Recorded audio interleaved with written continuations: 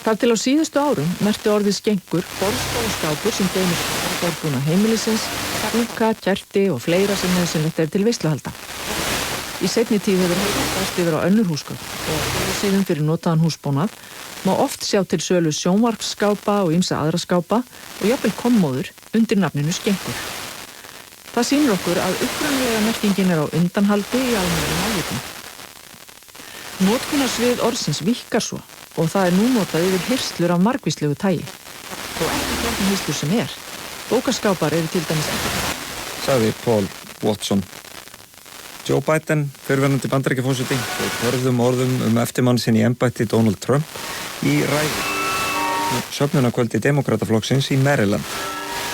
Biden hefur ekki látið mikið fyrir sér fara frá því hann forseta snemma í fyrra. Þótt hann að vekja skoðun sína á Trump, þá þótti ræðan í gær harðorð. Þar kallaði hann Trump spilltan sjálfmiðum auð. Hann sagði að aldrei í sögu Bandaríkjanna hefði forseti verið jafn spilltur. Þá gagnrýndi hann misheppnaðar viðgerðir Trumps á speglalauginni svokölluðu Reflecting Pool og